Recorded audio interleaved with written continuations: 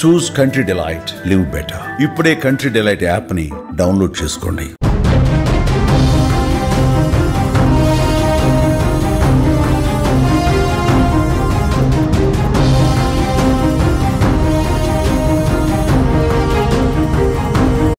జ్యోతి మల్హోత్రాకు ఉగ్రవాదులతో లింకులున్నాయా? వార్త ఏమైనా మాట్లాడిందా అంటే లేవు అనే సమాధానమే వినిపిస్తోంది. ఇప్పుడు ఉగ్రవాదంతో ఆమెకు ఎటువంటి సంబంధాలు లేవని, ఉగ్రవాద కార్యకలాపాలు లేదా గ్రూపులతో సంబంధం ఉందని ఎటువంటి ఆధారాలు లభించలేదని విచారణలో తేలుతోంది. అదేవిధంగా పోలీసులకు ఇప్పటి వరకు మల్హోత్రాకి ఏదైనా సైనిక లేదా రక్షణ సంబంధిత సమాచారం ఉందని చూపించే ఎటువంటి ఆధారాలు కూడా లభించలేదంటున్నారు. అయితే పాకిస్తానీ నిఘా కార్యకర్తలతో మాత్రం జ్యోతి మల్హోత్రాకు పరిచయాలు ఉన్నట్టు విచారణలో రుజువైంది.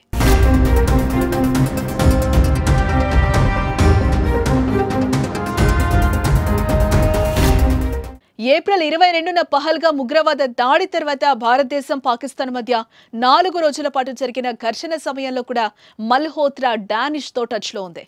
ఈ మేరకు హిస్సార్ సూపరింటెండెంట్ ఆఫ్ పోలీస్ ఓ ప్రకటన విడుదల చేశారు. అలాగే సోషల్ మీడియాలో వస్తున్న వార్తలపై కూడా క్లారిటీ ఇచ్చారు. బయట ప్రచారం జరుగుతున్నట్టు ఆమె డైరీని తాము స్వాధీనం చేసుకోలేదని తెలిపారు. అదేవిధంగా పాకిస్తాన్ ఐఎస్ఐ కోసం పనిచేసిన అలీ హసన్తో పెళ్లి విషయంపై చర్చ జరిపినట్టు కూడా తమ దృష్టిలో లేదని పేర్కొన్నారు. మల్హోత్రాకి చెందిన 3 మొబైల్ ఫోన్లు, ల్యాప్టాప్, ఎలక్ట్రానిక్ గాడ్జెట్లు స్వాధీనం చేసుకుని విశ్లేషిస్తున్నట్టుగా వివరించారు.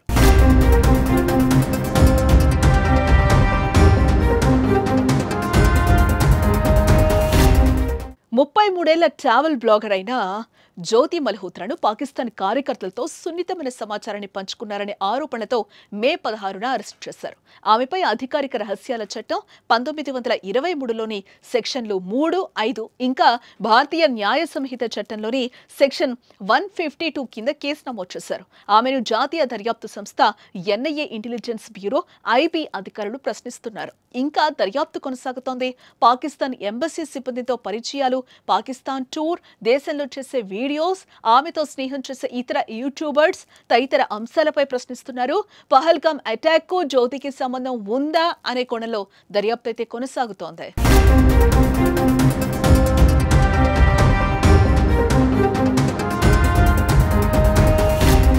పహల్గామ్ అటాక్ తర్వాత భారత్లోని పాక్ ఎంబసీకి కేక్ తీసుకొచ్చే వ్యక్తితో ఆమె ఫోటోలు వైరల్ కావడంతో వారితో రిలేషన్ పై ఆరా తీస్తున్నారు.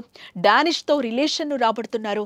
వారికి జ్యోతి ఎలాంటి సమాచారాన్ని అందించింది, పాకిస్తాన్ ఐఎస్ఐ జ్యోతిని ఎలా ఉపయోగించుకుంది అనే విషయాలు అధికారులు నిగ్గు తేల్చే పనిలో ఉన్నారు.